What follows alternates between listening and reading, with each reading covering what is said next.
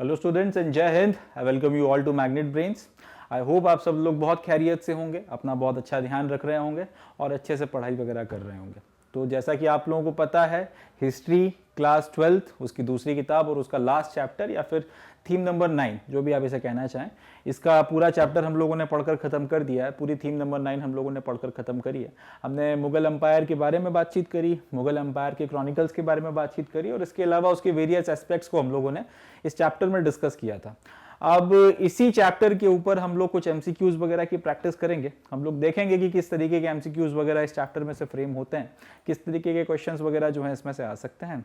और ये एक्सरसाइज जो इस पर्टिकुलर सेशन में हम लोग करने वाले हैं, इसमें 2-3 चीज़ें होंगी। वो बच्चे जिन्होंने बड़ा सीरियसली इस चैप्टर को पूरा रिलीजियसली फॉलो किया, एक एक लेक्चर को देखा, उनके लिए अपनी प्रिपरेशन को टेस्ट करने का बढ़िया मौका है। वो बच्चे जिन्होंने बिल्कुल नहीं देखा, उनको एक अंडरस्टैंडिंग मिल जाएगी और एक शायद मोटिवेशन भी मिल जाएगा कि भाई आप लोगों ने इस चैप्टर को शुरू करना है जाके। और वो बच्चे जो कहीं अभी डिली डाल कर रहे हैं, बीच में हैं, थोड़ा बहुत पढ़ा भी है, थोड़ा बहुत नहीं भी पढ़ा है, उनके लिए भी ये एक मोटिवेशन का काम करेगा कि वो उस चैप्टर के सारे लेक्चर्स को देखकर ख़त्म करें, अच्छे से उसका नॉलेज वगैरह गेन करें और फिर उसके बाद में बचा हुआ जो भी सेक्शन वगैरह है इस चैप्टर इस पर्टिकुलर सेशन का, उसको प्रैक्टिस कर मैक्सिमम इसमें से गेन कर सकें। सो हर तरीके के बच्चे जो हिस्ट्री क्लास 12 के इस चैप्टर को पढ़ना चाहते हैं वो हो गए, या फिर यूपीएससी के भी बच्चे अगर एस्पिरेंट्स वगैरह हो गए, सबके लिए सेशन बहुत ज़्यादा फ्रूटफुल और इंटरेस्टिंग रहने वाला है। Now without any further ado here we begin. चलें तो फिर अब शुरू करते हैं अपनी एमसीक्यूज की एक्सरसाइज। हिस्ट्री क्लास 12 किताब नंबर 2 थीम नंबर 9 एंड उसका पहला एमसीक्यू ये रहा।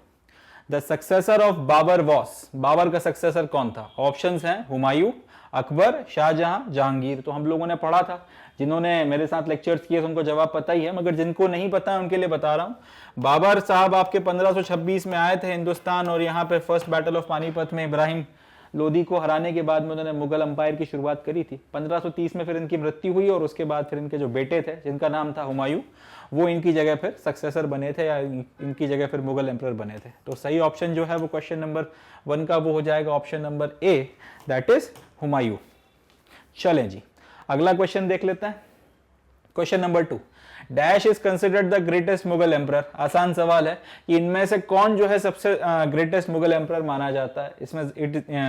इसमें ज्यादा कुछ कहने की जरूरत नहीं है, Akbar is the right answer. Akbar को जो है सबसे ग्रेटेस्ट मुगल एम्परर माना जाता है। तो क्वेश्चन नंबर 2 का जो सही जवाब हो जाएगा वो हो जाएगा option number B. Third question, mother tongue of the Mughals was.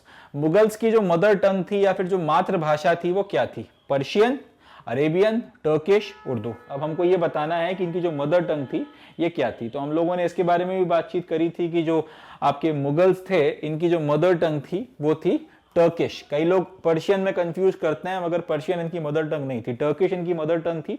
Persian ये लोग कोर्ट लैंग्वेज के तौर पर इंडिया में आने के बाद इस्तेमाल करने लगे थे, मगर इनकी अगर मातृभाषा की बात की जाए तो वो आपकी तुर्की भाषा थी। और वो आज की तुर्की भाषा नहीं है जो आपकी रोमन में लिखी जाती है। इसके लिए वो जो खत इस्तेमाल होता था, जो स्क्रिप्ट इस्तेमाल होती थी, वो डिफरेंट हुआ करती थी। सेंट्रल एशिया का अलग स्क्रिप्ट हुआ करता था, उसमें जो लिखी जाती थी तुर्की भाषा या टर्किश भाषा, वो मुगल्स की मदर टंग हुआ करती थी। तो क्वेश्चन नंबर 3 का सही ऑप्शन हो जाएगा सी, टर्किश। अगला क्वेश्चन देख लेते हैं। Who made Persian as the court language of Mughal court? जैसा कि मैंने आपको बताया था इसके पहले वाले एमसीक्यू में कि टर्किश जो है वो मुगल्स की मदर टंग थी, बट उन्होंने पर्शियन को इंडिया में आने के बाद में, अपना अंपायर स्टैब्लिश करने के बाद में, पर्शियन को कोर्ट लैंग्वेज के तौर पर इस्तेमाल किया। कोर्ट लैंग्वेज का मतलब होता है वो भाषा जिसमें आपका सारा ऑफिशियल कामकाज चल रहा है, जिसमें आपके दरबार लगाए जा रहे हैं और ऑफिशियल कंडक्ट जो है, जितने भी आपके डॉक्यूमेंट्स लिखे जा रहे हैं, खत साइन किए जा रहे हैं, वो सब आपकी जिस भाषा में होते हैं। जैसे आज हम लोग इंग्लिश की बात कर लेते हैं तो इंग्लिश हमारी एक ऑफिशियल लैंग्वेज बन गई है, उसके बिना हमारा काम नहीं चलता। उसी तरह से उस वक्त आपकी जो कोर्ट लैंग्वेज हुआ करती थी मुगल्स के टाइम पीरियड में, वो कौन सी थी? वो थी पर्शियन। अब सवाल क्या पूछा गया है कि मुगल कोर्ट में पर्शियन को जो है कोर्ट लैंग्वेज किसने बनाया था? जवाब है अकबर ने बनाया था। अकबर ने इसको कोर्ट लैंग्वेज बनाया और बाद में फिर इसके बाद में इसको सक्सेसर्स ने इसको फॉलो किया था। तो इसका जो सही जवाब हो जाएगा क्वेश्चन नंबर 4 का, वो हो जाएगा ए। अगला क्वेश्चन अब देख लेते हैं। Question number 5, Asiatic Society of Bengal was established in. तो हम लोगों ने पढ़ा था कि ईस्ट इंडिया कंपनी ने एशियाटिक सोसाइटी ऑफ बंगाल की स्थापना की थी और इनकी जिम्मेदारी ये थी कि इन लोगों को रिस्पॉन्सिबिलिटी दी गई थी इंडिया के जितने भी आपके कस्टम्स हैं, कल्चर्स हैं, ट्रेडिशंस हैं, इन सब के बारे में आपको नॉलेज इकट्ठी करनी है और उसको प्रेजेंटेबल फॉर्म में रखना है ताकि इंग्लैंड या यहाँ से आए हुए लोग, ईस्ट इंडिया कंपनी के ऑफिसर ज़्यादा अच्छे तरीके से इस पूरे आपका जो इंडियन कल्चर है, इंडियन सब कॉन्टिनेंट को बेटर तरीके से समझ सकें। तो इस संस्था की स्थापना कब हुई थी? इसका सही जवाब हो जाएगा, इस संस्था की स्थापना हुई थी 1784 में। ये जब हम लोग टाइमलाइन डिस्कस कर रहे थे तब भी आया था, और जब हम लोग ये डिस्कस कर रहे थे कि मुगल क्रॉनिकल्स वगैरह को इनके बाद के सक्सेसर्स वगैरह में किसने इंग्लिश में ट्रांसलेट कराया या सीरियसली पढ़ा, तब भी जो है इनका जिक्र आया था। चलें जी आगे बढ़ते हैं। नेक्स्ट जो क्वेश्चन है, which of these cities was not the capital of Mughal court. अब हमको यह बताना है कि इनमें से कौन सा जो शहर है वो मुगल कोर्ट का कैपिटल नहीं था। मुगल कोर्ट का कैपिटल नहीं था, इसका मतलब यह हुआ कि मुगल अंपायर का कैपिटल नहीं था। तो हम लोगों ने बात करी थी, तब हम लोगों ने डिस्कस किया था कि मुगल अंपायर के बेसिकली 3 कैपिटल हुआ करते थे। एक आपका आगरा था, दूसरा आपका दिल्ली था और तीसरा लाहौर था। तो यहाँ पर तीनों जो है उनका नाम आ रहा है, कैलकट्टा का नाम नहीं आ रहा। कैलकट्टा जो है वो ईस्ट इंडिया कंपनी का कैपिटल रहा है। ईस्ट इंडिया कंपनी ने जब आपका कंपनी राज की स्थापना करी, बंगाल प्रोविंस वगैरह जब उनके कब्जे में आया, तब उसको उन्होंने कैपिटल बनाया था। उसके पहले कलकत्ता एक प्रोमिनेंट शहर नहीं था। चलें जी अगला क्वेश्चन देख लेते हैं। तो इसका जो सही जवाब है क्वेश्चन नंबर 6 का, वो हो जाएगा डी, कैलकट्टा। नेक्स्ट जो क्वेश्चन है, who was requested by Akbar to write the history of earlier times under Babur and Humayun। शुरुआती वक्त में बाबर और हुमायूं के का जो टाइम पीरियड था, उस वक्त मुगल अंपायर की जो हिस्ट्री थी उसको लिखने के लिए अकबर ने किससे रिक्वेस्ट की थी? इसका जवाब है गुलबदन बेगम से रिक्वेस्ट उन्होंने करी थी। गुलबदन बेगम जो थी वो बाबर की डॉटर थी, हुमायूं की बुआ थी। तो इन्होंने जो है फिर बाबर के टाइम पीरियड और हुमायूं के टाइम पीरियड की जो मुगल हिस्ट्री थी उसको लिखने में मदद की थी, और ये करने का जो रिक्वेस्ट है, ये करने की जो गुजारिश है, वो बादशाह अकबर ने इनसे की थी। तो उसका सही जवाब हो जाएगा क्वेश्चन नंबर 7 का, एक, गुलबदन बेगम। नेक्स्ट क्वेश्चन देख लेते हैं। Dash was a scriptorium where the emperor's collection of manuscripts was preserved. अब हमको यह बताना है कि एक स्क्रिप्टोरियम या फिर एक ऐसी जगह जहां पर एम्परर के मैन्युस्क्रिप्ट्स का कलेक्शन प्रिजर्व करके रखा गया था, उसका नाम क्या था? सबसे पहले तो मैन्युस्क्रिप्ट का मतलब क्या होता है? मैन्युस्क्रिप्ट का मतलब होता है हाथ से लिखकर प्रिजर्व की गई किताब। हाथ से लिखकर प्रिजर्व की गई किताब को आप मैन्युस्क्रिप्ट बोलते हैं। तो ये इस मुगल्स के टाइम पीरियड में, क्योंकि अब हमारे पास में प्रिंटिंग प्रेस तो हुआ नहीं करती थी, तो उस वक्त जितनी भी किताबें थी वो सबकी सब मैन्युस्क्रिप्ट ही हुआ करती थी। अगर आपको एक किताब की दूसरी कॉपी बनानी तो लिटरली आपको पूरी की पूरी किताब जो है लिखना पड़ती थी। अब इन मैन्युस्क्रिप्ट्स वगैरह को अगर हम एम्परर के पॉइंट ऑफ व्यू से बात करें तो एम्परर की जितनी भी आपकी किताबें वगैरह थी, इन सबको कहां पर प्रिजर्व कर रखा जाता था? हमको उस जगह का नाम बताना है, उस स्क्रिप्टोरियम का नाम बताना है जहां पर इन सबको प्रिजर्व कर रखा जाता था। तो उसका नाम क्या है? उसका नाम है बी, किताब खाना। क्वेश्चन नंबर 8 का सही जवाब क्या हो जाएगा? क्वेश्चन नंबर 8 का सही जवाब हो जाएगा बी, किताब खाना। अगला क्वेश्चन देख लेते हैं, question number 9। Urdu is the mixture of which of the following languages. Urdu भाषा जो है वो एक्चुअल में किन दो भाषाओं का प्रोमिनेंट, अगर देखी जाए तो किन दो प्रोमिनेंट भाषाओं के मिक्सचर से निकल कर आई है? ये क्वेश्चन हमसे पूछा गया है। तो ये भी हम लोगों ने डिस्कस किया था कि जब आपके बाहर से लोग यहाँ पर कई जगह सेंट्रल एशिया वगैरह से आए तो वो अपने साथ में टर्किश भाषा लेकर आए थे, और यहाँ पर जो रहने वाले लोग थे नॉर्थ में प्रीडोमिनेंटली वो लोग कई भाषाएं बोलते थे, मगर एक भाषा जो बोली जा रही थी वो थी हिंदवी। जो आज की जो मॉडर्न हिंदी आप मान सकते हैं वो हिंदवी का थोड़ा सा मॉडिफाइड फॉर्म है। अब हिंदवी भाषा और जो टर्किश लैंग्वेज है उनका जो कॉन्फ्लुएंस हुआ, उसकी मदद से एक नई भाषा निकल कर आई जिसको पहले रेख्ता बोला जाता था और बाद में फिर उसका नाम जो है उर्दू पड़ गया। तो अगर आपसे ये पूछा जाए कि उर्दू जो है वो किन दो भाषाओं का प्रीडोमिनेंटली मिक्सचर है, तो इसका जवाब क्या हो जाएगा? ये हिंदवी और पर्शियन भाषा का जो है मिक्सचर है, ये हिंदवी और पर्शियन भाषा का मिक्सचर है। ये अपने को ध्यान रखना है कि उर्दू किन दो भाषाओं का मिक्सचर है? Hindavi and Persian. इंपॉर्टेंट है, एक एमसीक्यू यहां से बन सकता है। चलें जी, तो क्वेश्चन नंबर 9 का सही जवाब क्या हो गया? C option. अगला देख लेते हैं, 10th। Which of the following statement is are correct. अब हमको यह बताना है कि इनमें से कौन से स्टेटमेंट सही है। इंपॉर्टेंट क्वेश्चन इसलिए बन जाता है क्योंकि यहां पर हमको एलिमिनेशन लगाना पड़ेगा। जरूरी नहीं है कि आपको इस तरीके के क्वेश्चंस में सारे के सारे ऑप्शंस पता हो तभी आप इसको सॉल्व कर सकें। अगर आपको कुछ ऑप्शंस पता है तो उसकी मदद से भी आप लोग इस तरीके के क्वेश्चंस को सॉल्व कर सकते हैं। अब वो कैसे हो सकता है थोड़ा सा हम लोग यहां पर देखेंगे। क्वेश्चन नंबर 10th में हमको यह बताना है कि इनमें से कौन कौन से स्टेटमेंट्स करेक्ट हैं। सब अब इसको करने के दो तरीके हो सकते हैं, या तो आपको एक्चुअल में पता हो इनमें से कौन कौन से स्टेटमेंट सही, तब तो वो हो जाएगा, या फिर आप इसका उल्टा करिए, आप ये पता करिए कि इनमें से कौन सा स्टेटमेंट सही नहीं है। तो Jahan Ara was the daughter of Shahjahan, ये बात सच है, हम लोगों ने डिस्कस किया था, ये निकल कर आया था कि जहां नारा जो थी वो शाहजहां की डॉटर थी और इनको भी काफी सारा पैसा वगैरह मिलता था, लगभग एक मनसबदार के बराबर इनकी जो है एनुअल इनकम हुआ करती थी। Abul Fazal was the prime minister of Akbar, ये बात भी सच है। बादशाह नामा वाज रिटन बाय शाहजहां, ये बात सच नहीं है, बादशाह नामा जो है वो शाहजहां के द्वारा नहीं लिखा गया था। चौथा, गुलबदन बेगम वाज डॉटर ऑफ बाबर, ये बात भी सच है। तो इसको करने के दो तरीके हो सकते हैं, या तो आप ये देख लो कि आपके कौन कौन से ऑप्शन सही हैं, तो हमको पता है कि पहला, दूसरा और चौथा ऑप्शन सही है, तो उस हिसाब से देखोगे तो आपका बी आंसर जो है वो सही हो जाएगा, आपका जो बी ऑप्शन है वो सही हो जाएगा। आप ऐसे डायरेक्ट कर सकते हो। दूसरा तरीका जो हो सकता है इसको करने का, हमसे ये पूछा गया था कि आप ये बता दो भैया कि स्टेटमेंट कौन सा सही है, हमको ये बताना था कि कौन सा स्टेटमेंट इनमें से सही है। हम लोग इसका जस्ट उल्टा करते हैं, हम लोग ये देखते हैं इनमें से स्टेटमेंट कौन सा गलत है। बादशाह नामा वाज रिटन बाय शाहजहां, ये स्टेटमेंट गलत है। तीसरा स्टेटमेंट अब जहां जहां दिख रहा है वो सब काट दो, पहला ऑप्शन आप काट दीजिए, सी वाला ऑप्शन काट दीजिए, डी वाला ऑप्शन काट दीजिए, तीनों में आपका तीसरा स्टेटमेंट आ रहा है। अब इंस्पाइट ऑफ द फैक्ट कि आपको पहले, दूसरे और चौथे में से सारे स्टेटमेंट पता हो या ना पता हो, मगर अगर आपको रॉन्ग स्टेटमेंट पता है तो उसकी मदद से आप डायरेक्टली जो है आंसर तक पहुंच जाएंगे और क्वेश्चन नंबर 10 का जो सही जवाब है इस तरीके से वो हो जाएगा ऑप्शन नंबर बी। तो 10th का जो सही आंसर हो जाएगा वो हो जाएगा ऑप्शन नंबर बी। नेक्स्ट हम लोग देख लेते हैं, ये क्वेश्चन इसलिए इंपॉर्टेंट है, ध्यान में रखना है कि ये तरीका जो है ये लगाकर आप एलिमिनेशन वगैरह कर सही जवाब तक पहुंच सकते हैं, भले ही आपको सारे स्टेटमेंट्स के बारे में नॉलेज हो या ना हो। चलें अगला देखते हैं। Which Mughal emperor made Persian the court language, इसका जवाब मैंने थोड़ा वक्त पहले दे ही दिया था, तो जिन लोगों को नहीं भी पता है उनको अब तक पता चली गया होगा कि अकबर ने आपकी जो ये पर्शियन भाषा है इसको कोर्ट लैंग्वेज बनाया था, इसको अपनी ऑफिशियल लैंग्वेज बनाया था, यानी कि सारा का सारा जो भी आपका काम वगैरह था वो इसमें होता था। तो क्वेश्चन नंबर 11 का जो सही जवाब है वो हो जाएगा ऑप्शन नंबर बी। अगला देखते हैं। According to Shihabuddin Suhrawardi's philosophy, God was represented by the symbol of।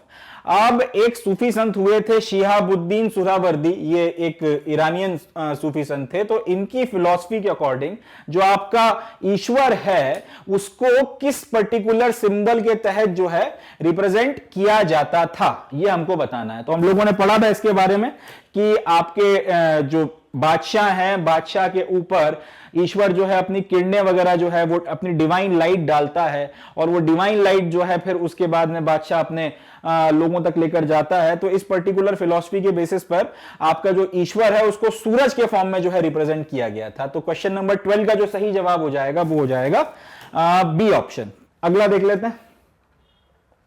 Mughals were the descendant father side, Mughals were the descendants of father side, आपसे यह पूछा गया है कि पिता की तरफ से अगर देखा जाए तो मुगल्स किसके डिसेंडेंट थे। हम लोगों ने इस बारे में बातचीत अपने प्रीवियस लेक्चर्स के डिस्कशन में कर रखी है कि अगर एक व्यक्ति चाहे तो दो तरफ से या दो परिवारों में से अपना डेसेंट खोज सकता है, एक वो अपने माता की तरफ से अपना डेसेंट खोज सकता है और दूसरा वो अपने पिता की तरफ से अपना डेसेंट खोज सकता है। तो अगर हम मुगल्स की बात करें तो अगर ये किसके वंशज थे, इनके पिता की तरफ से, तो इनके पिता की तरफ से ये तिमूर के वंशज थे, ये अपने को याद रखना है। इनके पिता की तरफ से ये तिमूर के वंशज थे और इनफैक्ट ये अपने आप को तिमूरिड्स कहा करते थे, या फिर इसको इस तरह से भी बोल सकते हैं कि मुगल्स जो थे बेसिकली वो तिमूरिड्स की एक ब्रांच थी जो इंडिया में रूल किया करती थी। तो क्वेश्चन नंबर 13 का जो सही जवाब है वो हो जाएगा आपका ऑप्शन नंबर बी। अगला क्वेश्चन हम लोग देखते हैं, ये इंपॉर्टेंट है, इसको ध्यान रखिएगा क्योंकि जब हम लोग डिस्कस कर रहे हैं तब भी ये बात आई थी, एक बार जिनको नहीं पता उनके लिए बता रहा हूं।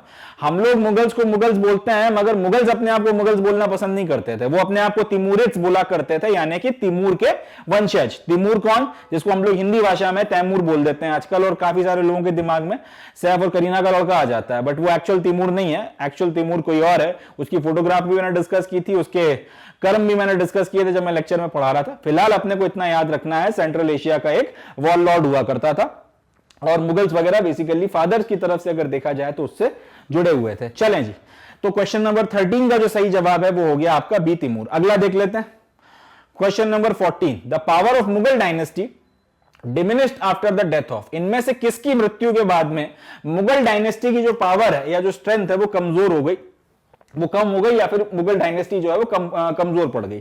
इसका जवाब है औरंगजेब। 1708 में इसकी मृत्यु के बाद में ये लोग कभी उठ ही नहीं पाए। 1707 में शायद इसकी मृत्यु हुई थी, 1707 या 8 में जैसी जब इसकी मृत्यु हुई थी औरंगजेब की, उसके बाद फिर मुगल अंपायर कभी उठ नहीं पाया, उसके बाद मुगल अंपायर कमजोर होता चला गया।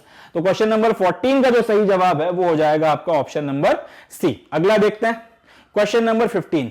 The Ryan of Akbar was from, अब अपने को यह बताना है कि अकबर का रायन कब से कब तक था। इसका जवाब है 1556 से लेकर 1605 तक था। और इसको कैसे याद रखना है, आसान है। 1526 में बाबर आते हैं, 1526 से 1530 तक बाबर ने रूल किया था, ये इनके दादा जान थे। 1530 से फिर आपके 1540 तक इनके पिताजी ने रूल किया था, जिनका नाम था हुमायूं। उसके बाद में शेरशाह सूरी ने हुमायूं को भगा दिया, वॉर में हरा के, लगातार 2 वॉर्स में हराया था, और उसके बाद में फिर इनको निकलना पड़ा हिंदुस्तान छोड़ के। फिर ये चले गए, जब तक शेरशाह सूरी जिंदा रहे तब तक ये लौट कर नहीं आए। शेरशाह सूरी की मौत के बाद में 1555 में ये फिर से लौट कर आते हैं। अब इनकी किस्मत इतनी खराब थी कि एक ही साल रूल कर पाते हैं हुमायूं फिर से, और अगले साल ये अपने लाइब्रेरी से या किसी बिल्डिंग की सीढ़ियों से गिर के मर जाते हैं। तब 13 साल की उम्र में आपका जो अकबर था वो बादशाह बनता है, और 13 साल की उम्र में वो तख्त संभालता है 1556 से, और उसके बाद 1605 तक लगभग 49 ईयर्स तक जो है अकबर अपना रूल करता है। तो क्वेश्चन नंबर 15 का जो सही जवाब हो जाएगा वो हो जाएगा ऑप्शन नंबर सी, कि अकबर का जो रायन था वो 1556 से लेकर 1605 तक चला था। काफी सारी चीजें हुई, मुगल अंपायर बढ़ा, साथ ही साथ काफी ज्यादा कल्चरल प्रोग्रेस भी हमको इस टाइम पीरियड में देखने के लिए मिलती है। और कल्चरल प्रोग्रेस एक इंपॉर्टेंट फैक्टर है, नॉट द मिलिट्री विक्ट्रीज, जिसके कारण अकबर को अकबर द ग्रेट भी कहा जाता है। चलें जी, अगला क्वेश्चन देख लेते हैं। क्वेश्चन नंबर 16 में ये पूछा गया है, in Mughal administration the court writers who recorded all court documents and imperial orders were called। Mughal administration में, मुगल प्रशासन में वो सारे के सारे कोर्ट राइटर्स जो जितने भी आपके कोर्ट के डॉक्यूमेंट्स थे और जो भी इंपीरियल ऑर्डर्स थे उनको रिकॉर्ड करते थे, उनको क्या बोला जाता था। एक बार सवाल फिर से समझिए कि आपका मुगल दरबार चल रहा है, बादशाह अपना दरबार लगा रहे हैं, काफी सारा काम वगैरह हो रहा है। अब ये सारे काम में कई सारे आपके ऑफिशियल डॉक्यूमेंट साइन हो रहे हैं, कई सारे आपके शाही फरमान जारी किए जा रहे हैं। तो जितने भी आपके कोर्ट के डॉक्यूमेंट्स हैं और जो भी आपके इंपीरियल ऑर्डर्स हैं, जो भी आपके ऑफिशियल डॉक्यूमेंट हो गए और शाही फरमान हो गए, इन सबको रिकॉर्ड करना पड़ रहा है, इनकी आपके रिकॉर्ड्स वगैरह या कॉपी बना के रखना पड़ रही हैं। तो इन सबको रिकॉर्ड कर कर कौन रखा करते थे, कौन वो राइटर्स थे जो इन सबको रिकॉर्ड कर कर रखा करते थे। जवाब हो जाएगा पूरी की पूरी एक टीम थी जिनको वकिया नाविज बोला जाता था। ये लोग इन सारे के सारे डॉक्यूमेंट्स को रिकॉर्ड कर कर रखा करते थे। अब कई लोग कंफ्यूज होंगे और वो बोलेंगे कि ये सारा काम तो मीर बख्शी करवाया करता था। जवाब सही है, ये बात भी सही है कि मीर बख्शी ये सारा काम करवाता था, उसकी निगरानी में सारे के सारे डॉक्यूमेंट्स रिकॉर्ड होते थे, बट करते ये लोग थे। वकिया नाविज का काम ये था कि आपने एक्चुअल में बैठकर उन डॉक्यूमेंट्स वगैरह को रिकॉर्ड करना है। मीर बख्शी का काम ये था कि वो देखे कि ये लोग ये काम ऑफिशियली ढंग से कर रहे हैं कि नहीं कर रहे हैं। तो आपसे यहां पे ये पूछा गया है कि रिकॉर्ड करता कौन था, ये नहीं कि रिकॉर्ड करवाता कौन था या किसके सुपरविजन में रिकॉर्ड होता था। तो जवाब यहां पर हो जाएगा वकिया नाविज, ना कि मीर बख्शी। इस बात को थोड़ा सा ध्यान रखिएगा, ये थोड़ा सा कंफ्यूज करने वाली बात है, यहां पे अपन गलती कर सकते हैं। 16 का सही जवाब जो है वो हो गया डी। अब अगला क्वेश्चन देख लेते हैं। The mother tongue of Mughal dynasty was, ये रिपीटेड क्वेश्चन है, आसान है। टर्किश आपकी मदर टंग थी, पर्शियन इन्होंने कोर्ट लैंग्वेज के तौर पर अडॉप्ट की, बाद में और भी लैंग्वेजेस वगैरह इनके यहाँ बोली जाने लगी। तो 17वें का सही जवाब जो है वो हो जाएगा बी, टर्किश। इसमें कोई ऐसा इश्यूज नहीं होने चाहिए। अगला, Akbar shifted his capital from Fatehpur Sikri in 1585 AD to. Akbar ने 1585 में अपना जो कैपिटल था वो फतेहपुर सीकरी से कहां पर शिफ्ट किया था। ऑप्शंस दिए हुए हैं आपको, आगरा, लाहौर, शाहजहानाबाद और देवगिरी। तो इसका सही जवाब जो है वो हो जाएगा लाहौर शिफ्ट किया था। वजह ये थी कि नॉर्थ वेस्टर्न फ्रंटियर पे काफी सारे इश्यूज हो रहे थे, तो लाहौर में बैठकर वो वहां पर आपकी जो भी गतिविधियां चल रही थी उनको ज्यादा इफेक्टिवली देख सकता था, उस फ्रंटियर के ऊपर ज्यादा अच्छे से नजर रख सकता था। तो इस बात को ध्यान में रखते हुए अकबर ने अपना जो कैपिटल है वो फतेहपुर सीकरी से लाहौर शिफ्ट कर लिया। और एक बात और ध्यान रखिएगा कि अकबर ने फतेहपुर सीकरी अपना कैपिटल आगरा से शिफ्ट किया था। आगरा से वो भाई जो है फतेहपुर सीकरी उठकर चले गए थे, फतेहपुर सीकरी से फिर वो लाहौर निकल गए। यहां से फिर आपके जो इनके जो बाद में लड़के वगैरह आए हैं, शाहजहां, इनके जो जहांगीर के बेटे हुए थे शाहजहां, फिर उन्होंने जो है कैपिटल अपना शाहजहानाबाद वगैरह शिफ्ट कर लिया। तो इसका जो सही जवाब हो जाएगा क्वेश्चन नंबर 18 का वो हो जाएगा आपका ऑप्शन नंबर बी। अगला देख लेते हैं। Gulbadan Begum was the author of, Gulbadan Begum ने इनमें से कौन सी किताब लिखी है। अब अगर आपको थोड़ा बहुत बेसिक अंडरस्टैंडिंग भी हो या फिर अगर आपने लेक्चर्स नहीं भी देखे, इसके पहले वाला एक गुलबदन बेगम से रिलेटेड एक क्वेश्चन आया था, अगर आपने वो भी ढंग से पढ़ा है तो भी आप एक क्वेश्चन सॉल्व कर सकते हैं। अब आपसे ये पूछा गया Gulbadan Begum was the author of, और थोड़ी देर पहले हम लोगों ने ये देखा कि अकबर ने इनसे रिक्वेस्ट करी थी कि ये हुमायूं के टाइम पीरियड में और बाबर के टाइम पीरियड में क्या क्या चीजें हो रही थी मुगल टाइम एम्पायर में, उनके बारे में थोड़ा सा रिकॉर्ड वगैरह लिख कर रखे। अब हम लोग देखना शुरू करते हैं कि यहां पर ये ऑप्शन में क्या क्या दिया हुआ है। Gulbadan Begum was author of, Alamgir नामा, आलमगीर जो है औरंगजेब है, वो औरंगजेब जो है अकबर के भी 2 पीढ़ी बाद आया, तब तक गुलबदन बेगम किसी हालत में जिंदा नहीं रह सकती। भले हमको नहीं पता आलमगीर नामा किसने लिखा किसने नहीं लिखा, मगर हम कॉमन सेंस से चलते हैं, हमें सिर्फ इतना पता है कि ये किसकी किताब है। आलमगीर नामा जो है बेसिकली वो लिखी गई है आपके औरंगजेब के ऊपर। औरंगजेब अकबर के भी 2 पीढ़ियों के बाद में आ रहा है, तो और गुलबदन बेगम अगर बाबर की डॉटर है या फिर हुमायूं की जो है बुआ है, तो फिर ये किसी हालत में जिंदा नहीं रह सकती अब तक, 4-5 जनरेशन बाद। वो कहानी घर घर की जो बात थी, वो जो बा नाम का कैरेक्टर था, ये बेसिकली फिर वो उस कैटेगरी की महिला हो जाएंगी, मरी नहीं रही है, 150-200 साल से ऊपर उम्र हो रही है, तो ये ऑप्शन नहीं हो सकता, आलमगीर नामा नहीं है। अगला बादशाह नामा, बादशाह नामा भी जो है अकबर के बाद लिखा गया है, तो ये भी नहीं हो सकता। अब बचा शाहजहां नामा, शाहजहां नामा भी अकबर के बाद लिखा गया है, एक ही ऑप्शन बचता है, वो है हुमायूं नामा। तो गुलबदन बेगम को अकबर ने रिक्वेस्ट करी थी, तो अकबर के टाइम पीरियड तक ही हुई हरकतों के बारे में ये बातचीत कर सकती थी, और ये तीनों चीजें जो है अकबर के टाइम पीरियड के बाद हो रही। तो आपको नहीं भी पता है आंसर, तो भी फिर आपके पास एक ही ऑप्शन बचता है कॉमन सेंस पे, वो है हुमायूं नामा। बाकी इसका जवाब मैं आपको बता देता हूं, गुलबदन बेगम ने हुमायूं नामा लिखी थी। और बाबर की जो किताब है, जिसको बाबरनामा बोला जाता है, वो तुर्की भाषा में बाबर ने खुद लिखी थी, मगर उसको जो है ट्रांसलेट पर्शियन में जो है वो बाद में करवाया गया था। तो ये भी अपने को ध्यान रखना है, गुलबदन बेगम ने हुमायूं नामा लिखकर तैयार किया था। और जो आपका सेकंड लास्ट लेक्चर था इस चैप्टर का, उसमें मैंने इस बात को डिस्कस किया है। क्वेश्चन नंबर 19 का जो सही जवाब है वो हो गया ए। इतना डिस्कस करने की वजह यह है कि अपने पास प्रेजेंस ऑफ माइंड होना चाहिए, खासतौर पे यूपीएससी के पॉइंट ऑफ व्यू से मैं इस बात को बता रहा हूं बच्चों के लिए, जो यूपीएससी एस्पिरेंट देख रहे हैं वो ध्यान से सुने। अगर आपके पास सही जवाब नहीं है, तो कई बार प्रेजेंस ऑफ माइंड के बेसिस पर भी अगर आप चलोगे, तो जवाब ना जानते हुए भी कॉमन सेंस के बेसिस पर आप एलिमिनेशन की मेथड से सही जवाब तक पहुंच सकते हो। जैसे यहां पर हम लोगों ने थोड़ा कॉमन सेंस लगा के सही जवाब पता कर लिया। इसी तरह से कई सारे क्वेश्चन ऐसे आते हैं, एक बार में अगर नहीं बने तो ठंडे दिमाग से उनको आप उन पे रैशनल तरीके से सोचेंगे, थोड़ा बहुत लिमिटेड नॉलेज अगर आपके पास है, तो भी आप सही जवाब तक पहुंच सकते हैं। तो धैर्य नहीं खोना चाहिए, एक बहुत इंपॉर्टेंट बात है। अगला क्वेश्चन देख लेते हैं, question number 20। The first Jesuit mission left the Mughal court at Fatehpur Sikri around. अब यहां पर इन्होंने ये पूछा है कि जेसुआइट मिशन जो पहला था वो मुगल कोर्ट से जो फतेहपुर सीकरी में था उसको छोड़ के कब निकला। अब ये जनरली हमने पढ़ा ही नहीं है। अब ये एक इंटरेस्टिंग सवाल है, क्योंकि इस तरीके का हम लोगों ने कहीं नहीं पढ़ा कि जेसुआइट मिशन कब निकल कर चला गया। हम लोगों ने ये पढ़ा था कि 1580 के आसपास में पहला जेसुआइट मिशन जो है वो मुगल कोर्ट में फतेहपुर सीकरी में अकबर के इन्विटेशन पर गोवा से आया था। अगली लाइन जो हम लोगों ने उसमें पढ़ी थी वो ये थी कि लोग यहाँ पे 2 साल तक रहे थे। एग्जैक्ट किस साल ये लोग निकल कर गए वो नहीं बताया, मगर ये बताया था कि 1580 में आने के बाद में ये 2 साल यहाँ पे रहे थे। अब अगर इतने कॉमन सेंस के बेसिस पर चलें तो 1580 में आए, वो 1580 में आके अपने को पता है 2 साल रहे थे, ये ऑप्शन हो नहीं सकता। 2 साल रहे थे तो 81 भी नहीं हो सकता। अब बचते हैं 2 ऑप्शन, 82 या 83। कॉमन सेंस लगा लीजिए, 1582 में आए थे, 2 साल के लगभग रहे, तो 1580 में आए थे और 2 साल के लगभग ये रहे, तो फिर इसका जो जवाब है वो आपका सी ऑप्शन होना चाहिए कि पहला जेसुआइट मिशन लगभग 1582 के आसपास जो है निकला होगा। और सही ऑप्शन क्या है इसका? इसका सही ऑप्शन है आपका 1582 या फिर ऑप्शन नंबर सी। अगला देख लेते हैं, Gulbadan Begum was the aunt of. जवाब हो जाए, सिंपल है, इसका जवाब हो जाएगा अकबर। अकबर की ऑन्ट थी, तो इसका सी ऑप्शन हो जाएगा। अगला देखते हैं, the term Mughal was used for Timurid rulers in 16th century by. अब ये जो शब्द मुगल है वो तिमुरिद रूलर्स के लिए 16वीं शताब्दी में किनके द्वारा इस्तेमाल किया गया। मैंने आपको थोड़ी देर पहले बताया था कि मुगल अपने आप को मुगल नहीं कहते थे, वो अपने आप को तिमुरिद्स कहा करते थे। उनके लिए मुगल शब्द जिन्होंने सबसे पहले इस्तेमाल किया था वो कौन थे, और ये शब्द सबसे पहले इस्तेमाल हुआ था आपका 16th सेंचुरी में, यानी कि 1501 से लेकर 1599 के बीच में ये शब्द पहली बार इस्तेमाल में आया था। बाद में इतना प्रचलित हो गया कि मुगल उन्होंने खुद अपने आप को बुलाना शुरू कर दिया, बट शुरू में ऐसा नहीं होता था। सवाल यह उठता है कि इनको सबसे पहले मुगल किसने बोला था? जवाब है यूरोपियंस ने इनको सबसे पहले मुगल बोलना शुरू किया था। चलें जी, तो क्वेश्चन नंबर 22 का जो बी ऑप्शन है that is going to be the right option, कि यूरोपियंस जो है उन्होंने मुगल बोलना शुरू किया था। अब कई लोग ये बोलेंगे कि पुर्तगाली जो है या पोर्टुगीज जो है वो भी तो आपके यूरोपियंस हैं, तो फिर वो भी तो सही ऑप्शन में आ सकता है। जवाब ये है पुर्तगाली जो है उनके अलावा और भी जो दूसरे यूरोपियंस हैं वो लोग भी इनको मुगल बोला करते थे, तो अकेले पोर्टुगीज नहीं बोलते थे। जितने भी आपके यूरोपियंस थे यहाँ पर वो सबके सब मुगल बोला करते थे, तो ये टर्म सबके द्वारा इस्तेमाल होता था, इसलिए पोर्टुगीज ना होके आपका Europeans is going to be the right option. यहाँ पे अंग्रेज भी थे, फ्रेंच भी थे, डच भी थे, और सबके सब मुगल अलॉन्ग विद पोर्टुगीज सबके सब जो है आपका मुगल बोला करते थे, इसलिए आपका यूरोपियंस या option number B is the right option.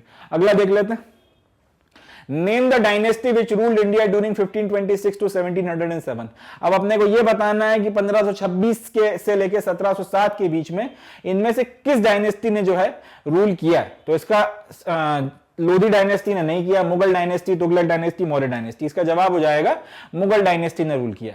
अच्छा, यहां पे अगर डायनेस्टी ना बोल के डायनेस्टीज आ जाता तो भी जवाब तो उस केस में भी जो है यहां पर थोड़ा सा ट्विस्ट दिया जा सकता है, क्योंकि बीच में हमने देखा था कि 1526 से लेके 1540 तक मुगल रूल चला है। उसके बाद आपके जो हुमायूं थे वो छोड़ छाड़ के ईरान भाग गए थे शेरशाह सूरी से हार के।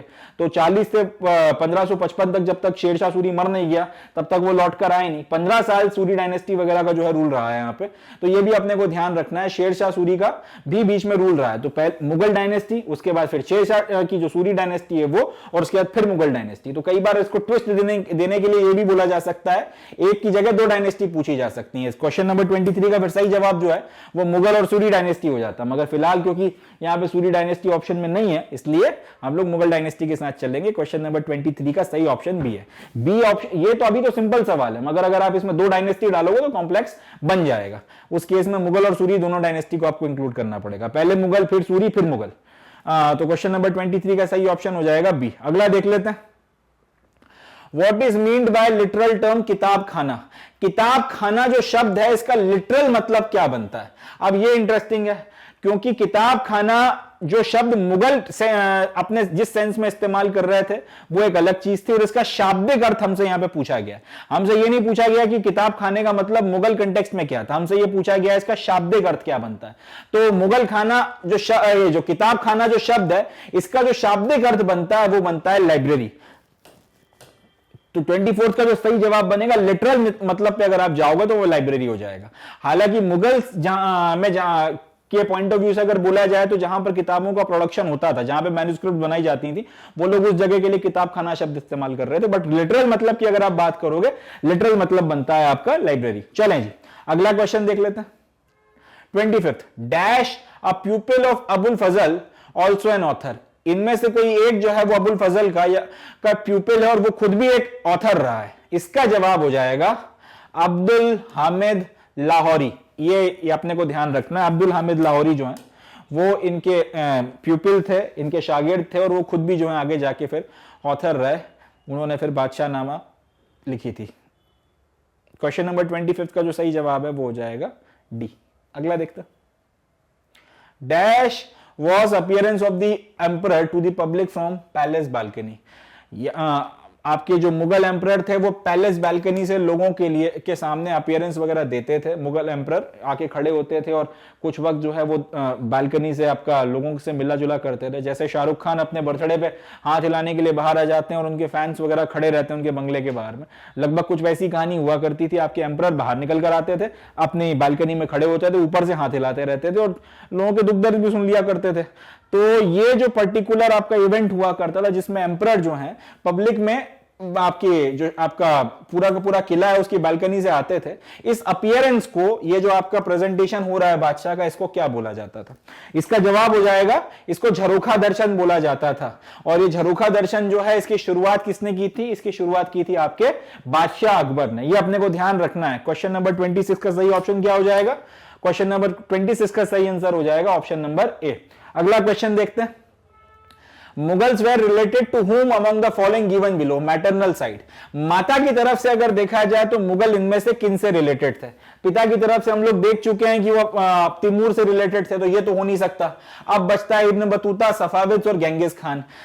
इब्न बतूता इसलिए नहीं हो सकता क्योंकि इब्न बतूता एक ट्रैवलर था, इसका जिक्र जो है जब भी आता है ये एक ट्रैवलर था, तो इसका ये हो नहीं सकता। सफाविद इसलिए नहीं हो सकता क्योंकि सफाविद अंपायर ईरान में था और आपके जो हुमायूं थे वो भागकर इनके पास में गए थे। तो इसका जो सही जवाब हो जाएगा, अगर आप एलिमिनेशन से चलो, गेंगिस खान। मगर बाकी इसका पता होना चाहिए।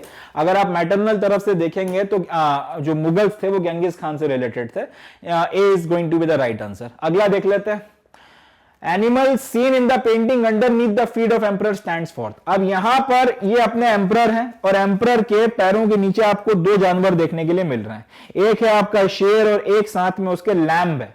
या फिर गाय जैसा दिख रहा है, मगर लैम्ब या गाय जो भी आप इसको बोलना चाहें, एक शेर दिख रहा है, गाय मान सकते हैं, या फिर शेर दिख रहा है और लैम्ब मान सकते हैं। ये जो दोनों आपके जानवरों का मोटिव आपको बादशाह के पैरों के नीचे देखने के लिए मिल रहा है, ये बादशाह के पैरों के नीचे जो ये मोटिव बना हुआ है, ये किस चीज को इंडिकेट करता है, और ऑप्शंस वगैरह आपको दिए हुए हैं। और realm in which both the strong lion and the weak lamb, अच्छा ये लैम्ब भी है, ये गाय नहीं है, लैम्ब है, weak lamb exist in harmony, an ideal world where animals and humans can live together both 1 and 2 none of the above. तो इसका जो सही जवाब है वो हो जाएगा option number A, a realm in which both strong and weak can exist in harmony. Mughals ये जो मोटिव इस्तेमाल किया करते थे जिसमें बादशाह जो है वो आपका पैरों, उसके पैरों के नीचे आपको एक शेर और एक लैम्ब या फिर शेर और एक गाय वगैरह जनरली देखने को मिलता था। ये एक इंडिकेशन था कि हमारा जो अंपायर है इसमें आप चाहे मजबूत हो चाहे आप कमजोर हो, आप पीसफुली रह सकते हो। अगर आप हमारे अगर आप हमारी प्रजा हो, ढंग से अपना कर्तव्य वगैरह निभा रहे हो, तो फिर अभी हमारी जिम्मेदारी है हम इंश्योर करें कि आपको किसी तरीके की कोई परेशानी ना हो। तो ये जो है एक पर्टिकुलर चीज का इंडिकेशन वगैरह यहां पर ये पर्टिकुलर मोटिव करता है। तो क्वेश्चन नंबर 28 का जो सही जवाब है वो हो जाएगा आपका ऑप्शन नंबर ए। चले अगला क्वेश्चन देखते हैं। Prince Akbar revolted against which Mughal emperor. अब हमको यहां पर यह पूछा गया है कि एक शहजादे हुए थे जिनका नाम था शहजादा अकबर, और इन्होंने किस मुगल बादशाह के अगेंस्ट में रिवोल्ट किया था, इसका हमको जवाब देना है। तो ये हम लोगों ने डिस्कस किया था पहले लेक्चर में कि प्रिंस अकबर औरंगजेब के शहजादे थे और इन्होंने अपने पिताजी के खिलाफ रिवोल्ट कर दिया था। रिवोल्ट कामयाब नहीं हुआ, ईरान भाग गए, एंड फिर उसके बाद ये बादशाह बनने के सपने देखते रहे वहां से, बट फिर वो हो नहीं पाया कुछ। तो इसका जो सही जवाब है, प्रिंस अकबर ने अपने पिता औरंगजेब के अगेंस्ट में रिवोल्ट किया था। इसका जो सही ऑप्शन हो जाएगा क्वेश्चन नंबर 29 का, that will be option number D. अगला क्वेश्चन देखते हैं। Who controlled the land revenue system during Akbar's time. Akbar के वक्त में जो आपका पूरा का पूरा लैंड रेवेन्यू का सिस्टम था उसको कौन कंट्रोल कर रहा था? इसका जवाब है राजा टोडरमल। राजा टोडरमल पूरा इनका रेवेन्यू वगैरह सब देखा करते थे। B is going to be the right option. Question number 30 का Raja Todarmal is the right answer. ये पूरा लैंड रेवेन्यू, पूरा फाइनेंस वगैरह सब देखा करते थे। अगला, Who was the author of बादशाहनामा? आसान क्वेश्चन है, इसका जवाब है अब्दुल हामिद लाहौरी। अब्दुल हामिद लाहौरी जो है उन्होंने बादशाहनामा को लिखकर तैयार किया था। अबुल फजल ने आपका अकबर नामा लिखा था, गुलबदन बेगम ने हमने देखा ही हुमायूं नामा लिखा था, और बर्नियर यहां पे रेलेवेंट है। तो question number 31, who was the author of Badshahnama, जवाब क्या हो जाएगा? अब्दुल हामिद लाहौरी। अगला देखते हैं, who was Humayun's wife. Interesting सवाल है, हमको यहां पर यह बताना है कि हुमायूं की पत्नी कौन थी। मेहरुनिसा, मुमताज महल, हमीदा बानू बेगम, नूरजहान। अब अगर आपको नहीं पता है, एक तो यह है कि आपको ऑप्शन पता होगा सही जवाब क्या, तब आप इसको लगा सकते हैं। बट अगर आपको नहीं पता और आप इधर उधर थोड़ा बहुत कॉमन सेंस रखते हैं, थोड़ा सा अगर आपको बेसिक नॉलेज है, तो उससे आपका सवाल बन सकता है। मुमताज महल किसकी पत्नी थी? मुमताज महल पत्नी थी शाहजहां की, तो ये तो हो नहीं सकता ऑप्शन। तो आपका ए, सी और डी बचा। हुमायूं कौन है? आपके अकबर के पिता हैं और आपके जहांगीर के दादा हैं। शाहजहां के तो परदादा हो गए, तो मुमताज महल ऑप्शन नहीं हो सकता। फिर आती है नूरजहां। नूरजहां जो है ये भी नहीं हो सकती। नूरजहां क्योंकि आपकी शायद ये जो जहांगीर थे इनकी पत्नी थी, और जहांगीर जो है वो हुमायूं के पोते हो गए, या फिर हुमायूं जो है वो जहांगीर के आपके हुमायूं जो है वो जहांगीर के दादाजी हो गए। तो इस हिसाब से देखा जाए तो नूरजहां भी नहीं हो सकता। अब आपने दो ऑप्शन एलिमिनेट कर दिए हैं, अब बची मेहरुनिसा और हमीदा बानू बेगम। कम से कम यहां पर अब आप चांस लेने की स्थिति में हो, क्योंकि अब सही गलत होने की प्रोबेबिलिटी 50-50% हो गई है। सही होने के चांसेस भी 50% है और गलत होने के चांसेस भी 50% है। तो कम से कम अब आप तुक्का मार सकते हो। तो वो सारे बच्चे जो कम से कम यहां तक पहुंच जाते हैं कि दो ऑप्शन एलिमिनेट कर दिए और दो ऑप्शन बचे हैं, उनके लिए भी मैं कहूंगा कि आप आंख बंद कर अक्कड़ बक्कड़ बम्बे बो करके भी लगा रहे हो तो भी लगाओ, बट इस क्वेश्चन को करिए, चांस लीजिए। 50% चांसेस हैं सही हो सकते हो, 50% चांसेस है गलत हो सकते हो। मगर अगर आप दो ऑप्शंस एलिमिनेट कर सकते हो, खासतौर पे यूपीएससी के बच्चों के लिए बोल रहा हूं, तो आपको चांस लेना चाहिए, ऐसा मेरा मानना है। हालांकि इसका जो सही जवाब है हुमायूं की वाइफ का अगर आप देखोगे तो हमीदा बानू बेगम जो है that is the right answer. ये अकबर की मां थी। इनको मरियम उज जमानी भी कहा जाता था, क्योंकि इन्होंने जिस बच्चे को जन्म दिया था वो आगे जाके फिर आपका बादशाह बना। तो क्वेश्चन नंबर 32 का जो सही जवाब है वो हो जाएगा हमीदा बानू बेगम। अगला क्वेश्चन देख लेते हैं। What is the meaning of Sulh Kul? इसका जिक्र आया था। सुलह कुल का मतलब होता है एब्सोल्यूट पीस, कि भाई पूरी तरीके से जो है आपके अंपायर में शांति रहेगी, कोई किसी को मारेगा नहीं, कोई लड़ाई झगड़ा नहीं होगा, कोई मजबूत इंसान किसी गरीब इंसान को या किसी कमजोर इंसान को परेशान नहीं करेगा, ये सारी चीजें जो है इंश्योर की जाएंगी। तो ये जो कंसेप्ट है कि पूरा एब्सोल्यूट पीस रहेगा, इसको बोला जाता है सुलह कुल। तो क्वेश्चन नंबर 33 का जो सही आंसर हो जाएगा वो हो जाएगा ऑप्शन नंबर ए। अगला क्वेश्चन देख लेते हैं। Buland Darwaza was build to commemorate which Mughal victory. किस मुगल विक्ट्री को कमेमोरेट करने के लिए, उसके सेलिब्रेशन के लिए, लोगों को उसकी याद दिलाने के लिए बुलंद दरवाजे का निर्माण किया गया था। पहली चीज तो ये कि बुलंद दरवाजा बना कहां पर है, याद रखिएगा फतेहपुर सीकरी में बना है। और मुगल विक्ट्री जो आपकी गुजरात में हुई थी उसको कमेमोरेट करने के लिए इन लोगों ने बुलंद दरवाजा वगैरह जो है उसको बनवाया था फतेहपुर सीकरी में। तो बुलंद दरवाजे का निर्माण क्यों किया गया था, लोगों को याद रहे मुगल विक्ट्री ऑफ गुजरात, उसको ध्यान में वो ध्यान रहे, इसलिए इसको बनवाया गया। तो क्वेश्चन नंबर 34 का जो सही जवाब है वो हो जाएगा ऑप्शन नंबर सी। अगला क्वेश्चन देख लेते हैं। Shahjahan jewelled throne is described in which Mughal chronicle. किस मुगल क्रॉनिकल में उस तख्त का जिक्र आता है जो शाहजहां को बिलोंग करता था और उसके ऊपर बकायदा हीरे जेवरात वगैरह जो है लगे हुए थे। इसको शायद पीकॉक थ्रोन कहा जाता था या तख्ते ताउस बोलते थे। इसका जवाब हो जाएगा बादशाह नामा। बादशाह नामा में थ्रोन का जिक्र आया जिसपे शाहजहां बैठा करते थे, बकायदा रत्न वगैरह जड़े थे और काफी खूबसूरत लगता था ये देखने में, पीकॉक थ्रोन को कहा जाता था। क्वेश्चन नंबर 35 का जो सही जवाब है वो हो जाएगा ए बादशाह नामा। चलें अगला क्वेश्चन देखते हैं। नेक्स्ट क्वेश्चन है, which Mughal ruler commissioned the construction of a white marble tomb for Sheikh Salim Chishti. किस मुगल रूलर ने शेख सलीम चिश्ती के लिए एक सफेद मार्बल से बकायदा पूरा का पूरा टॉम वगैरह, दरगाह वगैरह उनकी बनवाई थी, ये हमको बताना है। इसका जवाब हो जाएगा अकबर। अकबर ने आपका फतेहपुर सीकरी में शेख सलीम चिश्ती के लिए व्हाइट टॉम की पूरी एक व्हाइट मार्बल की मदद से पूरी की पूरी एक टॉम बनवा के तैयार करवाई थी। तो क्वेश्चन नंबर 36 का जो सही जवाब हो जाएगा वो हो जाएगा सी अकबर। अगला देखते हैं। Which of the following statements related to imperial household is incorrect? अब अपने को ये बताना है imperial household से related इनमें से कौन सा जो statement है वो सही नहीं है। पहला, in the Mughal household wives who came from royal families were called begums। ये बात सच है कि हर वो पत्नी जो मुगल बादशाह लेकर आते थे और जो रॉयल हाउस होल्ड से हुआ करती थी, किसी शाही खानदान से आती थी, उनको बेगम कहा जाता था, ये बात सच है। दूसरा, in the Mughal household wives who were not of noble birth were called aghas. या ये बात भी सच है कि हर वो वाइफ मुगल हाउस होल्ड में जो नोबल नहीं थी बाय बर्थ उसको अघास कहा जाता था, वो जो रॉयल फैमिली से नहीं आती थी वो अघास कहलाती है। तीसरा, the concubines occupied the lowest position, ये बात भी सच है। चौथा, the lineage based family structure was entirely static, यानी कि ये स्ट्रक्चर में किसी तरीके का कोई बदलाव नहीं आता था, जो बेगम है वो बेगम ही रहती है और जो अघाज है वो अघाज ही रहते हैं। ये स्टेटमेंट गलत है। ये स्टेटमेंट इसलिए गलत है कि अगर कोई ऐसी आपकी लो बॉर्न वाइफ है तो वो अगर अपने पति की या फिर एम्परर की फेवरेट हो गई तो फिर उसको वो बेगम के लेवल तक एलिवेट कर देते थे या फिर वो बेगम के लेवल तक एलिवेट हो जाती थी। कई बार ये है कि अगर बादशाह को आपने एक बेटा दिया है तो भी आप जो है वो बेगम के लेवल तक एलिवेट हो जाती थी। तो ये कहना कि ये जो पूरा का पूरा स्ट्रक्चर है, जो बेगम है वो बेगम ही रहेगी और जो अघाज है वो अघाज ही रहेंगी, अघाज कभी बेगम नहीं बन सकती, ये पूरा का पूरा स्ट्रक्चर स्टैटिक है, ये बात गलत हो जाएगी। तो क्योंकि हमको इनकरेक्ट स्टेटमेंट बताना है तो क्वेश्चन नंबर 37 का जो राइट आंसर है वो हो जाएगा डी। मगर अगर फैक्ट देखा जाए इंपीरियल हाउस होल्ड के पॉइंट ऑफ व्यू से तो स्टेटमेंट गलत है। तो अपना जो अपने को क्योंकि इनकरेक्ट स्टेटमेंट ही बताना था तो क्वेश्चन नंबर 37 का जो सही जवाब है वो हो जाएगा ऑप्शन नंबर डी। अब अगला देख लेते हैं question number 38। Where did Bahadur Shah Zafar died? Bahadur Shah Zafar जो आपके आखिरी मुगल एम्परर थे वो कहां पे उनकी मृत्यु हुई थी? इसका जवाब है रंगून जेल। ये कहानी ये थी कि 1857 में जब रिवोल्ट फेल हो गया था तो बहादुर शाह जफर को अंग्रेजों ने आपका बंदी बना लिया और उसके बाद में इनको भेज दिया था रंगून जेल में, बर्मा में। वहां 1862 में इनकी मृत्यु हुई थी और इनको आखिरी मुगल माना जाता है। इनके बाद फिर कोई बादशाह हुआ नहीं तो इन्हीं के साथ में फिर आपकी मुगल डायनेस्टी जो है वो खत्म हो गई। तो Rangoon jail is the right answer. Question number 38 का जो सही जवाब है वो है ऑप्शन नंबर ए। अगला देखते हैं क्वेश्चन नंबर 39।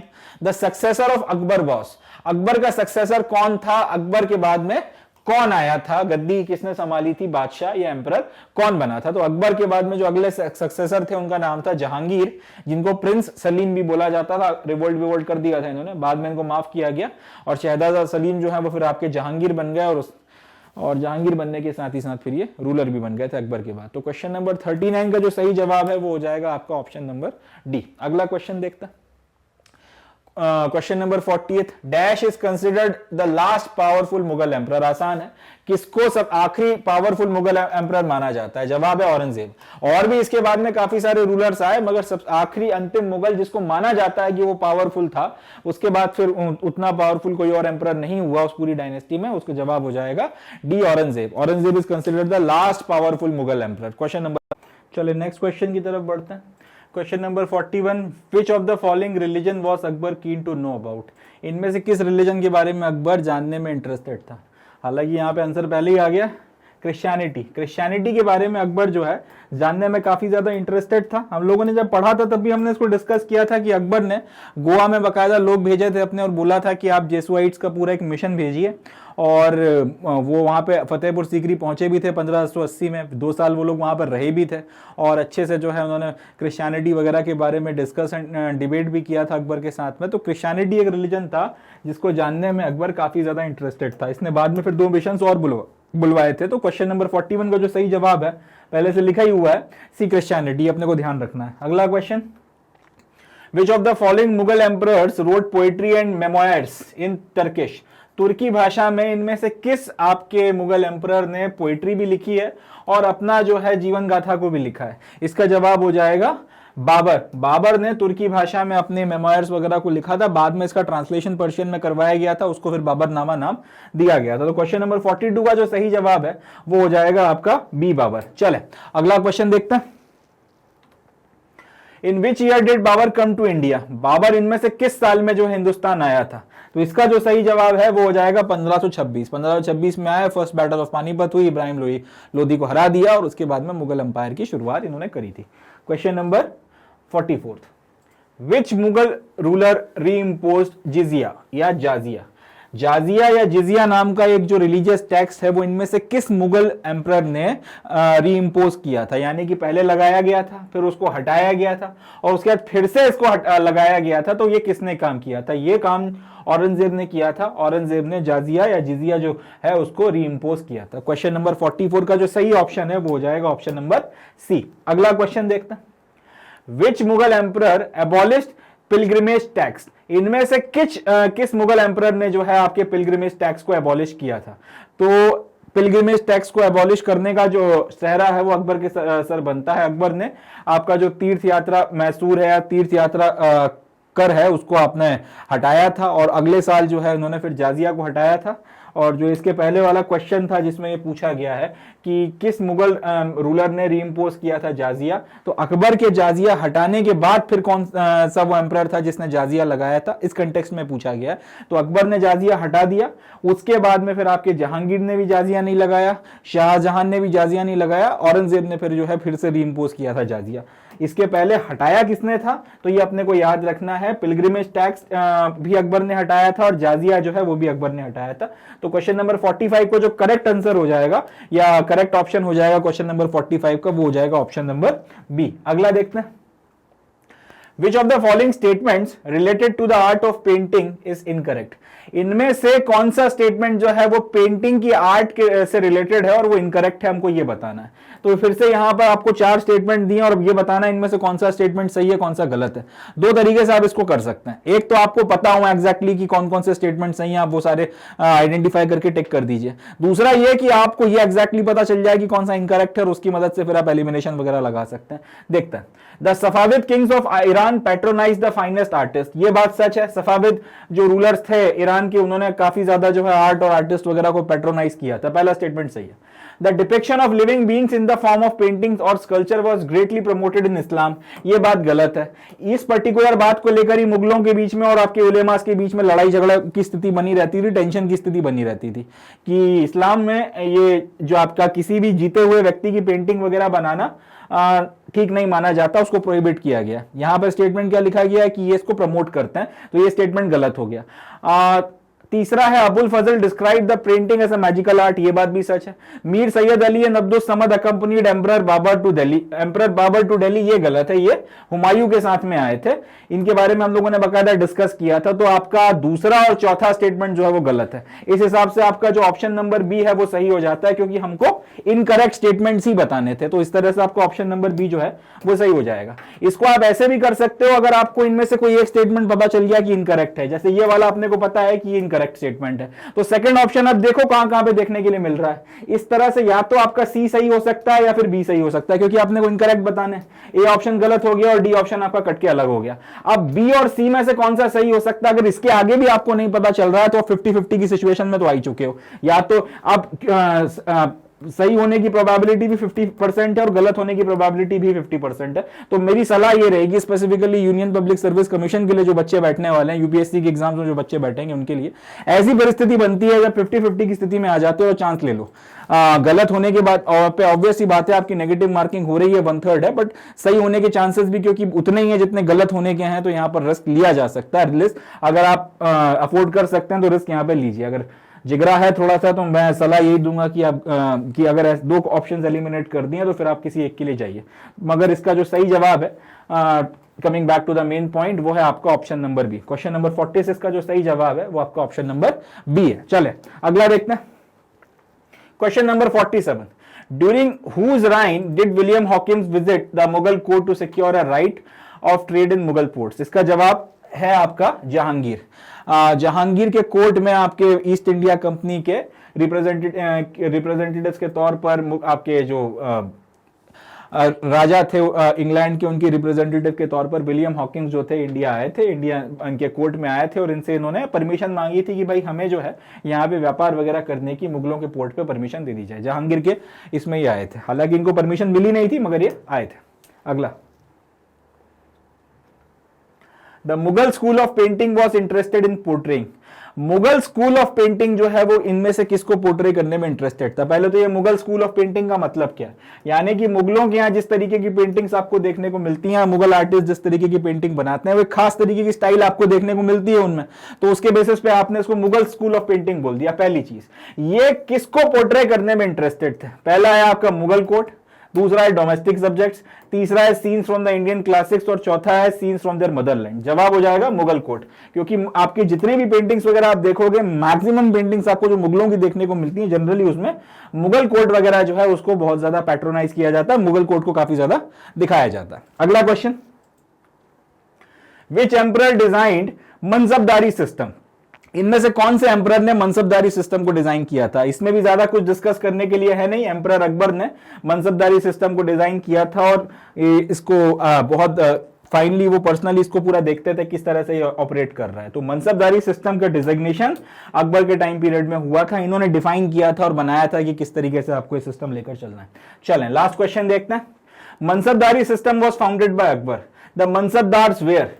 मनसबदारी सिस्टम को फाउंड तो अकबर ने किया था, मगर जो मनसबदार थे वो होते कौन थे? ये कौन लोग हुआ करते थे मनसबदार? पहला मिलिट्री कमांडर्स हुआ करते थे, प्रोविंशियल गवर्नर्स हुआ करते थे, high civil and military officers हुआ करते थे और चौथा ऑप्शन है ऑल ऑफ द अबो। तो जवाब हो जाएगा ऑल ऑफ द अबो, क्योंकि हम लोगों को पता था मनसबदार जनरली अगर आपने किसी को मनसबदार बनाया है तो उसके नताइज में ये होता था कि या तो उसको मिलिट्री लेकर भी अपनी लड़ने जाना पड़ता था कहीं पर, या फिर आप उसको किसी प्रोविंस में गवर्नर बना के भी भेज देते थे, आप उससे प्रशासन के भी काम कराते थे और कई लोगों को आप स्टैंड बाय पे भी रखते थे मुगल कोर्ट में कि कभी कहीं जरूरत पड़ गई तो फिर यहां से आप उनको ट्रांसफर कर दोगे। तो ये सारे के सारे काम जो है मनसबदारी सिस्टम में आपके मनसबदार वगैरह किया करते थे। तो पूरा का पूरा सिस्टम डिजाइन किसके द्वारा किया गया था? अकबर के द्वारा। तो अगर आपसे ये बोला जाए मनसबदार कौन थे? मिलिट्री कमांडर भी थे, प्रोविंशियल गवर्नर्स भी थे, यानी कि सूबों के गवर्नर्स के तौर पर भी इनको भेजा जाता था, हाई सिविल और मिलिट्री ऑफिसर्स भी आप इनको कह सकते हैं, यानी कि सिविल के भी काम करते थे, फौज के भी काम करते थे, या फिर ऑल ऑफ द अबव। तो सारी की सारी जिम्मेदारियां निभा रहे हैं, इसलिए क्वेश्चन नंबर 50 का जो सही जवाब हो जाएगा वो हो जाएगा D, all of the above. So with this we come to the end of the session. इस सेशन में हम लोगों ने आपका जो हिस्ट्री क्लास 12th की दूसरी किताब है, उसका जो लास्ट चैप्टर है, या फिर आप उसको इस तरह से बोल सकते हैं जो थीम नंबर 9 है, उसके ऊपर हम लोगों ने क्वेश्चंस सॉल्व किए हैं। पूरे चैप्टर में जो वेरियस एस्पेक्ट्स हम लोगों ने पढ़े थे, उसके ऊपर जो वेरियस तरीके के इंपॉर्टेंट क्वेश्चंस बन सकते थे, वो सारे के सारे हमने करके देखे। हमने ये भी देखा कि कई सारे ऐसे क्वेश्चंस हैं जिसमें अगर आपके पास में पूरा नॉलेज नहीं है तो भी आपको क्या करना है और क्या नहीं करना है, किस बेंट ऑफ माइंड के साथ में आपको क्वेश्चंस अटेम्प्ट करना है, वो भी थोड़ा सा हम लोगों ने उस पर बातचीत करी। मेथड ऑफ एलिमिनेशन के बारे में भी थोड़ी बहुत बातचीत करी। एंड इस तरीके से हम लोगों ने 50 क्वेश्चंस की अपनी जो ये एक्सरसाइज बैटरी है इसको लगाकर पूरा किया। आई होप सो आप लोगों ने इस सेशन को एंजॉय किया होगा, और हर कैटेगरी का बच्चा जिसने पूरे लेक्चर्स देखे थे, जिन्होंने पूरे लेक्चर्स नहीं देखे थे, और जिन्होंने अभी तक किसी कारणवश एक भी लेक्चर नहीं देखा, सब लोगों ने इसको एंजॉय किया होगा, सब लोगों ने इससे कुछ ना कुछ सीखा होगा, और सब लोगों ने अपनी जो भी उनकी अभी प्रेजेंट में जो भी स्थिति है कि बहुत अच्छी परफॉर्मेंस कर रहे हैं, कंसिस्टेंटली पढ़ रहे हैं, किसी वजह से उतना कंसिस्टेंटली नहीं पढ़ पा रहे हैं या किसी वजह से भी शुरू नहीं किया, सब ने अपनी अपनी जो भी उनकी पोजीशन है उसके अकॉर्डिंग इसमें से कुछ ना कुछ फ्रूटफुल इंपॉर्टेंस गेन किया होगा। इसी नोट पे मैं अपना ये लेक्चर जो है ख़त्म करता हूँ। ख़त्म करने के पहले बस एक चीज़ और आप लोगों को बताना है कि हमारी मैग्नेट ब्रेन्स की वेबसाइट पर आप लोग जाएं। यहाँ पे क्लास 1 से लेके क्लास 12 तक आपको सारा का सारा education free of cost provide कराया जाता है। एंड इस वेबसाइट का एक एडवांटेज ये है कि यूट्यूब के कंपैरिजन में यहाँ पर वीडियोस आपको आसानी से एकदम ऑर्डर्ड फैशन में अरेंज मिल जाते हैं। ज़्यादा आपको ढूंढना नहीं पड़ता, परेशान नहीं होना पड़ता, और आप जो भी सब्जेक्ट पढ़ना चाहते हैं, जहाँ से भी पढ़ना चाहते हैं, फ्लॉलेसली आप उसको ढूंढ सकते हैं और अपनी पढ़ाई वगैरह शुरू कर सकते हैं, अपने लाइफ में अच्छा परफॉर्म कर सकते हैं, बढ़िया नॉलेज गेन कर सकते हैं, और ना सिर्फ एक अच्छे स्टूडेंट के तौर पर बढ़िया परफॉर्मेंस करते हुए आगे बढ़ सकते हैं, बट ज्ञान हासिल कर कर अच्छे इंसान बन सकते हैं। इसी नोट पर I would be calling it the day, concluding the lecture. अपना खूब ख्याल रखें, खूब कंसिस्टेंटली पढ़ते रहें और खूब खुश रहें। Thank you. जय हिंद।